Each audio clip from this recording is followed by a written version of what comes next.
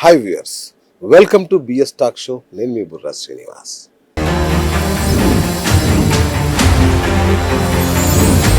మానవ జీవితం మీద ముఖ్యంగా జ్యోతిష శాస్త్ర పరంగా ఆకాశంలో ఉండే గ్రహమండలం ఎంతటి ప్రభావం చూపిస్తుందో మనందరికీ తెలుసు. 7 గ్రహాలు, వాటితో పాటు 2 ఛాయాగ్రహాలు, మొత్తం 9 గ్రహాలు మన జీవితంలో మంచికైనా చెడుకైనా అవే కారణం. కానీ మీకు తెలుసా, మరొక గ్రహం ఉంది, అదే దశమ గ్రహం. అంటే అల్లుడు కాదండో, దశమ గ్రహం అంటే అల్లుడు అనుకునేరు. అలాంటిదే ఇంకొక గ్రహం కూడా ఉంది, అది శనీశ్వరుడి పుత్రుడు మాంది. మనలో చాలామందికి తెలియదు, కానీ మాంది మన జీవితంలో చాలా అతిపెద్ద ప్రభావం చూపిస్తుంది. మన జీవితంలో మంచికి చెడుకు అదే కారణం. మరి దాన్ని మన జీవితంలో ఎలా యాక్టివేట్ చేసుకోవాలి, నిజంగా మాంది అంటే ఏంటి, దాని ప్రభావం ఏంటి, ఇది నాకు చాలా కొత్తగా ఉంది ఈ సబ్జెక్టు. మరి ఎప్పటిలాగే ఇట్లాంటి వింతలు విశేషాలు ఎవరి దగ్గర ఉంటాయో మీకు తెలుసు. మన సుప్రసిద్ధ ఆస్ట్రాలజర్ దుర్గాప్రసాద్ గారు ఇవాళ మాంది గ్రహంతో వచ్చారు. మరి వారిని అడిగి ఏంటి మాంది, మన జీవితంలో అది పోషించే పాత్ర ఏంటి. గురుగారు నమస్కారం. నమస్కారం సార్. ఎలా ఉన్నారు గురుగారు? చాలా బాగున్నాను సార్. వండర్ఫుల్ గురుగారు. ఏంటి మాంది కొత్తగా? ఈ మాంది ఆల్రెడీ ఇంతకుముందు చెప్పాం. అసలు ఈ మాంది ఎలా ఏర్పడుతుంది, రైట్, అసలు మాందికి ఉన్న పవర్ ఏంటి, దానికి ఉన్న ప్రత్యేకత ఏంటి, ఈ 9 గ్రహాలకి లేని పవర్ ఈ ఒక మాందికి మాత్రం ఎలా వచ్చింది అన్న దాని గురించి డెప్త్ రీసెర్చ్, రైట్, ఇది అందరూ తెలుసుకోవాలి. కరెక్ట్. సో ప్రతి ఒక్కరు బాధపడేది ఒక మాంది వల్లే. ఈ మాంది అనుగ్రహం ఉంటేనే వాడు బాగుపడాలన్నా, వాడు కష్టపడాలన్నా మాందినే. ఎందుకు అంటే శనీశ్వరుడు ఒక ఇంటి నుంచి ఇంకొక ఇంటికి దాటాలంటే 2.5 years, 2.5 సంవత్సరాల కాలం పడుతుంది. అంటే మేషం నుంచి ఇప్పుడు అతను మీనంలో ఉన్నాడు, మీనం నుంచి మేషానికి రావాలి అంటే, ట్రాన్సిస్ట్ అవ్వాలి అంటే 2.5 సంవత్సరాల కాలం పడుతుంది. అంటే ఒక మనిషిని శిక్షించాలన్నా, ఒక మనిషికి మంచి చేయాలన్నా అతనికి చాలా టైం పడుతుంది. అందుకే అతను తన కొడుక్కి బాధ్యతను చెప్పాడు, నువ్వు వాడికి తొందరగా ఇచ్చేసి, పనిష్మెంట్ అయినా మంచిదైనా వాడికి నువ్వు తొందరగా చేయనని తన కొడుక్కి ఆ పోస్టింగ్ ఇచ్చాడు. సో మాంది అంత ఫాస్ట్ గ్రహం అది. అందరూ అనుకుంటారు ఒక మనిషి ప్రాణాన్ని తీసుకునేది యమధర్మరాజును అనేసి అంటారు. యమధర్మరాజు కాదు, యమధర్మరాజు అయినా కూడా మాంది ఒక పర్మిషన్ తీసుకోవాలి. మాంది అక్కడ టచ్ అవుతేనే ఆ ప్రాణం వెళ్తుంది. ఆ మాంది ఒక రోల్ అక్కడికి వచ్చి లేకపోతే ఆ ప్రాణం పోదు. యమధర్మరాజు కాదు, ఎవరు వచ్చినా, ఏ దేవుడు వచ్చినా ఆ ప్రాణం పోదు. అక్కడ మాంది టచ్ అవ్వాలి, అక్కడ అప్పుడే ఆ ప్రాణం పోతుంది. ఒక మనిషికి మంచి జరగాలన్నా కూడా మాంది అక్కడ అనుగ్రహించాలి. సో మాందికి అంత ప్రత్యేకత ఉన్నది. అందుగురించే మనకి ఇది 10వ ఇది ఉపగ్రహం. ఇది మన అందరిలో చాలా మందికి తెలియదు, ఇది తెలియని విషయం. అందరూ ఇప్పుడు మాంది మాంది మాంది, అసలు మాంది అంటే ఏంటి, అసలు మాంది ఎలా వచ్చాడు. సో దీనికి ఆల్రెడీ మనం ప్రీవియస్ వీడియోలో మనం చెప్పాం దాని స్టోరీ. ఇప్పుడు చెప్పేంత మనకి టైం ఈ వీడియోలో లేదు. సో ఆల్రెడీ ఆ స్టోరీ అతను ఉద్భవించాడు అన్నది తెలుసు. బట్ ప్రతి ఒక్క మనిషి మాంది అన్నది ఎప్పుడు యాక్టివేట్ అవుతుంది, ఎప్పుడు యాక్టివేట్ కాదు అన్నది తెలుసుకుంటే వాళ్ళ లైఫ్ సక్సెస్. అంటే మాంది అన్నది ఏంటి, ప్రేతము.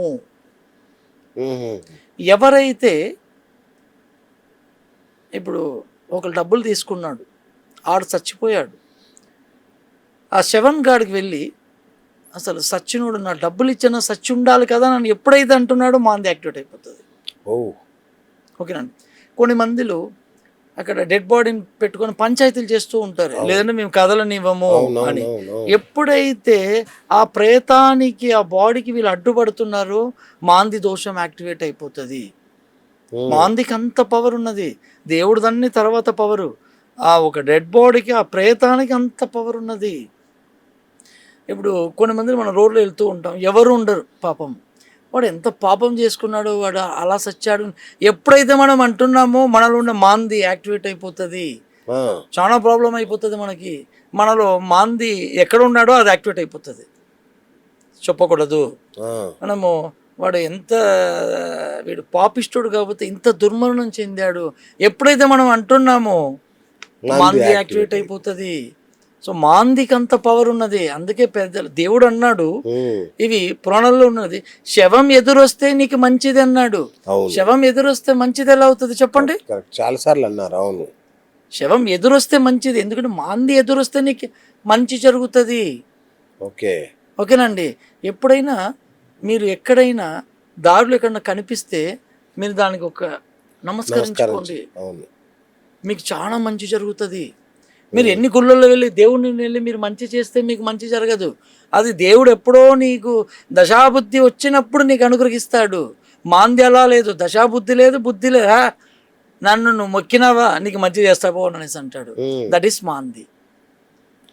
మనము కుదిరితే మనం అక్కడ ఆ పళ్ళకి అదే బాడీని మోసే ఒక దాన్ని గనక మోస్తే మన కర్మ తొలగిపోతుంది.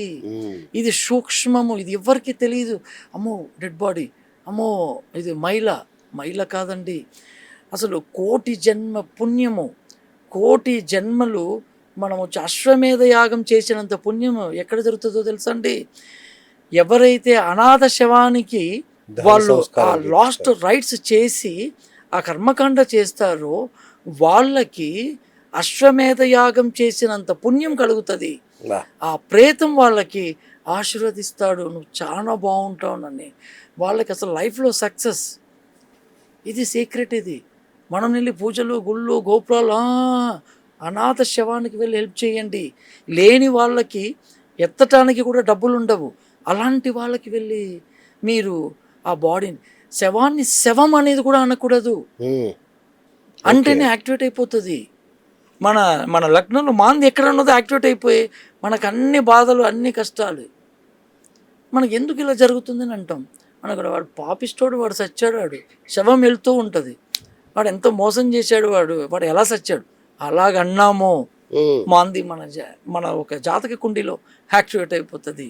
సో మనము ఒక దాన్ని చూసి ఎప్పుడు అనకూడదు, దండం పెట్టుకోవాలి. ఎప్పుడైనా కుదిరితే దాన్ని మనం మొయ్యాలి, మహాపుణ్యము. సో మాందికి అంత వివరణ ఇచ్చారు. ఇప్పుడు మాందికి మన భారతదేశంలో ఫస్ట్ ఉన్న స్థలము మన తెలుగు రాష్ట్రాలలో మనకి తమిళనాడు పక్కన అరకోణానికి పక్కన తిరువలంగాడు అన్న ఊర్లో వడారణ్యేశ్వరర్ అన్న టెంపుల్లో మాంది శివలింగంగా అఘోర తపస్సు చేసి 2000 సంవత్సరాల కిందట అఘోర తపస్సు చేసి శివలింగంగా మారిన స్థలం.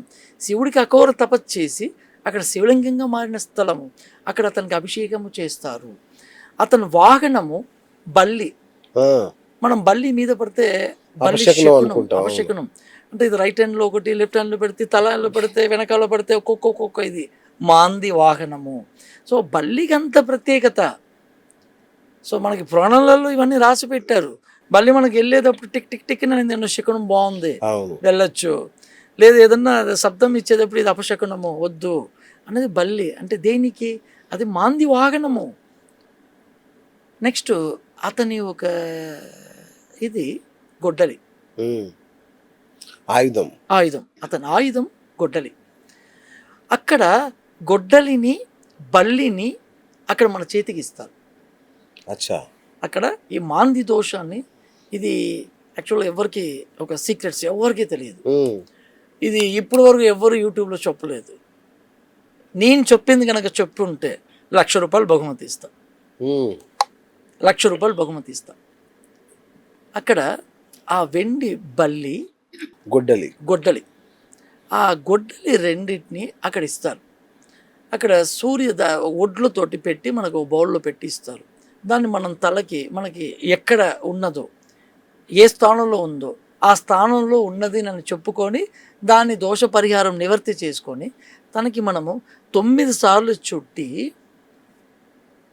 మనం అది గంగలో వెళ్ళి వదలాలి. అప్పుడు మీకు మాంది దోషం పోతుంది. అక్కడ వాళ్ళు ఏం చేస్తున్నారు, ఇలాంటి సదుపాయాలు లేదునని దాన్నే లొటేట్ చేసుకొని అక్కడ ఉన్న చిన్న ఒక నీళ్ళ కుంటలో వేసేసుకుంటున్నారు. అయ్యో. సో కరెక్ట్ మాంది దోషం అని అంటే ఇది ప్రాసెస్. తలకి వెండి బల్లిని, వెండి కోడాలి, 2 వెండినే ఉండాలి. 9 సార్లు చుట్టేసేసి గంగలో వెళ్ళి పోయాలి, వదిలేయాలి. అప్పుడు మీకు మాంది దోషం పోతుంది. ఈ ప్రాసెస్ అక్కడ తలకి చుట్టి మళ్ళీ అక్కడ ఉన్న ఒక చిన్న బౌల్ లాగా పెట్టి ఆ నీళ్ళల్లో వేసేసి, అంటే అదే గంగ అనుకొని వేసేయమంటున్నారు. బట్ అదలా కుదురుతుంది? అదలా కుదరదు కదా. తలకి చుట్టి దాన్ని తీసుకొని వెళ్ళి గంగలో వెళ్ళి వదలాలి. బట్ అందు గురించే మన తెలుగు ప్రజలు అందరికీ ఒక మంచి జరగాలి. అందరి మాంది దోషం వల్లే అందరు బాధపడేది. ప్రతి ఒక్కరి మాంది దోషం వల్లే బాధపడేది. ఫస్ట్ ఇతనే శిక్షించేది. సో దీనికి పరిహారం ఏం చేయాలి అని నేను అక్కడ వెళ్ళటం జరిగింది. జరిగి మొత్తం వాళ్ళతో మాట్లాడటం జరిగింది. సో మన అందరు తెలుగు ప్రజలు వాళ్ళు ఒక మాంది దోషం పోవడానికి ఒక అద్భుతమైన ఒక ప్రక్రియ పెట్టాం.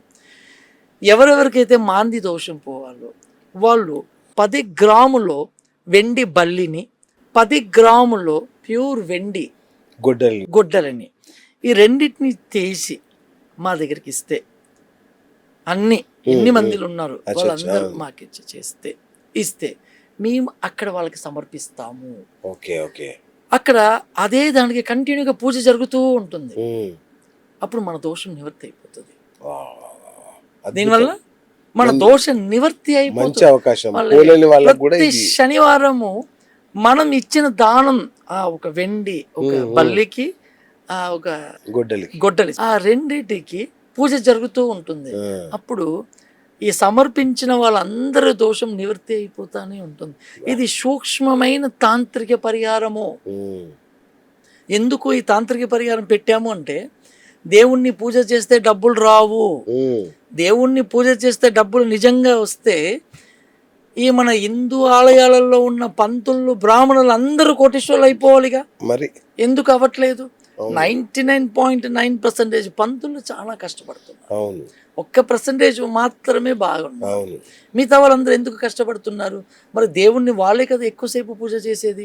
మరి వాళ్ళు చాలా బాగుండాలి కదా. కరెక్టే కదా. ఇప్పుడు అర్థమైందా? దేవుణ్ణి పూజ చేస్తే డబ్బులు రాదు. దేవుణ్ణి తాంత్రికంగా పూజ చేస్తేనే డబ్బులు ఇస్తాడు. ఓకే అండి. తాంత్రికం అంటే అందరు మంత్రాలు అనుకుంటారు. మంత్రం కాదు, తాంత్రికంగానే దేవుణ్ణి మనం పట్టుకోవాలి. అంటే ఇక్కడ ఎలాగంటే, ఒక పండుని సుబ్రహ్మణ్య స్వామికి వినాయకుడికి గొడవ వచ్చింది, నీకా నాకా అని. అప్పుడు ఇద్దరు గొడవాడేటప్పుడు పరమశివుడు ఏం చెప్పాడు? ఎవరైతే ఈ ముల్లోకాలని తిరిగి వస్తారో వాళ్ళకి ఈ పండు ఇస్తాను. వెంటనే సుబ్రహ్మణ్య స్వామి తన వాహనం, నెమలి వాహనాన్ని ఎక్కి ఫాస్ట్గా వెళ్ళిపోయాడు. వినాయకుడు అక్కడే కూర్చున్నాడు. అతను తంత్రంగా ఏం ఆలోచించాడు? శివుడి దగ్గరికి వచ్చి, స్వామి, ఈ ముల్లోకం అంటే ఏంటి? తల్లిదండ్రులు ఏంటి? ఈ ముల్లోకముని చుట్టినా తల్లిని చుట్టినా ఒకటే కదన్నాడు. అవును, ఒకటే అని అన్నాడు. అయితే మిమ్మల్ని చుడితే ముల్లోకం చుట్టినట్టే కదా అని అన్నాడు. చుట్టినట్టేనన్నాడు. అయితే నేను చుడుతున్నాను స్వామి అని చెప్పి చుట్టేశాడు. నాకు పండిచ్చే స్వామి అని అన్నాడు. కరెక్టే కదా పార్వతి అని చెప్పి పండించేసాడు. ఇదే తాంత్రికము. సో తాంత్రికం అంటే మంత్రాలు కాదు, తాంత్రికంగా మన బుద్ధిని మనం ఉపయోగించటము. అంటే మెట్లెక్కి నడుచుకొని వెళ్ళటానికి, లిఫ్ట్లో వెళ్ళటానికి తేడా. ఈ తాంత్రికం అనేది స్వీడ్. ఓకేనండి. సో ఇది ఒక మన తెలుగు ప్రజలందరికీ చేరాలి అని అనేది ఈ వీడియో మీ ద్వారాగా, మీ టీవీ ఛానల్ ద్వారాగా, ఇది ఒక అతి సూక్ష్మమైన పరిహారం. గొప్పగా ఉంది. ఇది మాకు అందరూ వచ్చి చేస్తే, లేదు మమ్మల్ని ఇచ్చి చేయమన్నా కూడా అది ఇచ్చి చేసేటప్పుడు మీరు అందరూ ఆ గుడికి రావాలి. ఓకేనండి. ఆ గుడికి ఒక ప్రోగ్రామ్ లాగా పెట్టుకొని మనం మంచిగా అందరికి చేసి, అది అందరి తరపున మనం వచ్చి ఇచ్చేటప్పుడు అక్కడ నిత్యము ఒక వెండి దానికి పూజ చేసేటప్పుడు మన మాంది యాక్టివేట్ ఆటోమేటిక్గా దాని దోష పరిహారం నివృత్తి అయిపోతుంది. గురుజీ, మాంది మనకు ఉంది, మాంది మనల్ని పీడిస్తుంది అని తెలడానికి ఏమన్నా సంకేతాలు ఉంటాయా? ఇప్పుడు మాంది లగ్నంలో ఉన్నదనుకోండి, వాడు ఎవడి మాట వెండు. ఒక మూర్ఖత్వ గుణం ఉంటుంది. తన చెప్పినట్టే జరగాలి, తన చెప్పినట్టే చేయాలి అని అనేసి అంటారు. వాళ్ళు ఎప్పటికీ వాళ్ళు ఎదగలేరు. వాళ్ళు పై మెట్లు ఎక్కిన 100 మెట్లు ఎక్కినా మళ్ళీ జీరోకి వచ్చేస్తారు. ఇది లగ్నంలో ఉంటే. రెండిట్లో ఉండేటప్పుడు మాంది ఏం చేస్తుంది? చదువుని డిస్టర్బ్ చేస్తుంది, లేదా చదువుకి తగిన రెమ్యునరేషన్ అన్నది ఇవ్వదు. మూడిట్లో ఉండేటప్పుడు మీ ఎఫర్ట్స్, మీ ప్రయత్నాలని మొత్తం ఫెయిల్ చేస్తూనే ఉంటుంది. 4గిట్లో ఉండేటప్పుడు మిమ్మల్ని సుఖపడనివ్వదు. మీరు బంగారు తట్ల అన్నం తినేటట్టు పొజిషన్ ఉన్నా కూడా మిమ్మల్ని నెమ్మది అనేది లేకుండా చేస్తుంది. ఓకే. 5 ఉండేటప్పుడు పిల్లలు పుట్టేటప్పుడు అన్న ప్రాబ్లం ఇవ్వాలి, లేదా పుట్టిన తర్వాత అన్న వాళ్ళ వల్ల ప్రాబ్లం ఇవ్వాలి. 6 మాంది ఉండేటప్పుడు అప్పుల్ని విపరీతంగా చేస్తుంది, లేదా శత్రువులను ఎక్కువ పెంచేస్తుంది. 7 మాంది ఉంటే వైఫ్ ఏదో ఒక ప్రాబ్లం, ఒకటి పోతే ఒకటి ఆవిడకి ఏదో ఒక అనారోగ్య పాలు, ఏదో ఒక డిస్టర్బ్ చేస్తూనే ఉంటుంది. 8 మాంది ఉంటే మనకు అర్ధాయుష్యుని చేస్తుంది, మన అదృష్టానికి చేతికి అందింది నోటికి దక్కకుండా చేస్తుంది. 9 మాంది ఉండేటప్పుడు మనం ఎన్ని పూజలు చేసినా, 9 అనేది భాగ్యస్థానం, మన పుణ్యం, ఎన్ని పూజలు చేసినా, ఎన్ని పుణ్య కార్యక్రమం చేసినా అది మనకు దక్కకుండా చేస్తుంది, తండ్రిని డెవలప్ కాకుండా చేస్తుంది. 10 ఉంటే మనకి వ్యాపారాన్ని అభివృద్ధి కాకుండా చేస్తుంది. 11 ఉంటే మనకంటే పెద్దవాళ్ళు మనకి పడనీయకుండా చేస్తుంది, మనం ఎంత కష్టపడినా లాభం ఇంటికి రాకుండా చేస్తుంది. 12 ఉంటే సొంత ఊర్లో లేకుండా మనల్ని అవమానపాలు చేసి పంపిస్తుంది, సరిగ్గా మనల్ని తిననివ్వదు, సరిగ్గా మనల్ని నెమ్మదిగా పడుకోనివ్వదు, భార్యతో కూడా అయిన సైన భోగాన్ని కూడా చేయనివ్వదు. ఇది మాంది ఒక రోల్. ఏ గ్రహము చేయదు. శనీశ్వరుడు అతనే ధర్మప్రభు. ఒక మనిషిని తీర్చిదిద్దే జాబ్ మనకి కాలపురుష తత్వంలో 10కి 11కి ధర్మకర్మాధిపతిని అతన్ని నియమించారు. అతనే కాలపురుష తత్వానికి పాదకాధిపతి కూడా అతనే. ఒక మనిషికి మంచిగా ఇచ్చేది కూడా అతనే, ఒక మనిషిని శిక్షించేది కూడా అతనే. అతను ఒక మనిషిని శిక్షించాలంటే, ఒక మనిషికి మంచి చేయాలన్న 2.5 సంవత్సరం అవుతుంది. సో చాలా టైం పడుతుంది. అందుకని అతను కొడుకుని వాడుకుంటాడు. నువ్వు వెళ్ళి వాళ్ళకి ఇమ్మీడియట్గా వెళ్ళి చెయ్యి, పని చెయ్యి, లేదా మంచి చెయ్యి. గురూజీ, మరి ఈ వెండి కూడా ఇచ్చుకోలేని కొంచెం పేదవాళ్ళు ఉంటారు, వాళ్ళు ఇంట్లో ఉండి ఏమైనా చేసుకునే పరిహారాలు ఏమైనా ఉంటాయా? దీనికి మాత్రము ఇప్పుడు మనము ఒక పెళ్ళి అంటే సపోజ్ చేసుకొని మనం ఒక పట్టు చీరలు లేదా వస్త్రాలు కొనుక్కొని వాళ్ళకి గిఫ్ట్ మెప్పు పొందాలి, వాళ్ళ దగ్గర మనం మెప్పు పొందాలి అని అన్నెసెసరీ ఖర్చుగా గొప్పలకి వెళ్ళిస్తాం. అలాంటివి మానుకొని ఇలాంటిది చేస్తే నీకు మంచి జరుగుతుంది. మాందికి అంత పవర్ ఉన్నది. వడారణ్యేశ్వరర్ అంటే, వడా అంటే ఏంటి?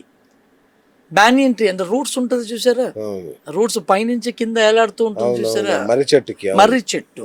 బడా అంటే ఊడలు ఉన్న చెట్టు, బ్యానియన్ ట్రీ. ఆ ట్రీ బడా అంటే ఊడలు. ఆ ఊడలు ఉన్న చెట్టు, ఆ ప్రదేశం మొత్తం అరణ్యం అంటే మొత్తం అడవి. అక్కడ మొత్తం అక్కడ నిశుంభ రాక్షసులు అఘోరంగా అక్కడ వచ్చే వాళ్ళందరినీ పీడిస్తూ ఉన్నారు, దేవతలను అందరినీ పీడిస్తూ ఉన్నారు అక్కడ తపస్సు చేస్తూ ఉంటే. అప్పుడు దేవతలందరూ పార్వతి దగ్గరికి వెళ్ళి వినిపించుకున్నారమ్మా, మమ్మల్ని చాలా ఇబ్బంది పెడుతున్నారు ఈ నిశుంభులు, వీళ్ళని ఏదో ఒకటి మమ్మల్ని కాపాడమ్మా అంటే ఆవిడ కంటి చూపుతోటి కాళికాదేవిని రప్పిస్తుంది. వాళ్ళంతా ఏదో చూడు అని ఆవిడ వేసినప్పుడు కాళికాదేవి వచ్చి వాళ్ళందరిని హతమార్చి ఆ రక్తాన్ని మొత్తం తాగేస్తుంది, వాళ్ళని చంపేసి వాళ్ళని కండ్ల తుండంగా నరికేసేసి వాళ్ళని మొత్తం రక్తాన్ని మొత్తం తేల్చేసి అఘోరంగా తాండవం ఆడి ఆవిడ ఇంకా ఉగ్ర రూపంలో ఇంకా ఆ అరణ్యాన్ని డిస్టర్బ్ చేయటం మొదలెట్టింది. అప్పుడు అక్కడ ఉన్న కర్కోటక మహర్షి అది చూసి, ఇది ఉన్నది ఒకటి పోతే మళ్ళీ ఇంకో పెద్ద సమస్య మనకి తయారైంది ఏంటంటే, శివుడి దగ్గరికి వెళ్ళి, స్వామి ఇక్కడ కాళికాదేవి ఇంకా ప్రాబ్లాన్ని సృష్టిస్తుంది, ఆమెను శాంతింపచేయి స్వామి అని అంటే, అతను వచ్చి ఆ అరణ్యానికి వచ్చాడు. అతను తాండవాన్ని చూసి ఊర్ధ్వ తాండవం ఆడతాడు. ఆ తాండవాన్ని చూసి అమ్మవారు కాళికాదేవి, నన్ను నువ్వు గెలవాలంటే ఓకేనా, మన ఇద్దరం ఒక పందెం పెట్టుకుందాం, ఈ అరణ్యాన్ని విడిచిపెట్టి వెళ్ళిపోనని శివుడు అంటారు. సరే, దానికి ఏం చేయాలి? ఈ నాట్యంలో కనుక నువ్వు నన్ను కనుక గెలిస్తే నేను వదిలి వెళ్ళిపోతా, నువ్వు కనుక ఓడిపోతే నువ్వు వెళ్ళిపోడు. అలాగనే ఇతను స్వామివారు నాట్యానికి అధిపతి కదా. అతను తన చెవులో ఉన్న ఒక కమ్మని కింద పడేసేసి తన లెఫ్ట్ కాళ్ళతోటి దానికి అలా తీసి ఆ కాళ్ళ నుంచి అలాగ తోడుని చెవికి ఆ కాలును అలాగ అతని పాదాన్ని పైకి ఎత్తుతాడు, పెద్ద ఇక్కడికి పెడతాడు. అది చూసి కాళికాదేవి, ఇది నేను చెయ్యలేను, నేను ఓడిపోయాను అని అక్కడ. అప్పుడు శివుడు, నీకు ఇక్కడ స్థానం ఇస్తున్నా, ఆవిడే భరణికాళి. ఎవరైతే ముందు నిన్ను దర్శించి నీకు అర్చన చేసి పూజ చేసిన తర్వాత నా దగ్గరికి వస్తేనే వాళ్ళకి ఫలితం దక్కుతుంది. నిన్ను చూడకుండా డైరెక్ట్గా నన్ను వచ్చి చూసి ఈ పూజ చేసుకుంటే వాళ్ళకి ఫలితం దక్కదు అని అతను సూపర్. ఓకే అండి. అక్కడ రెండోది కర్కోటానికి విముక్తి చెందిన స్థలం.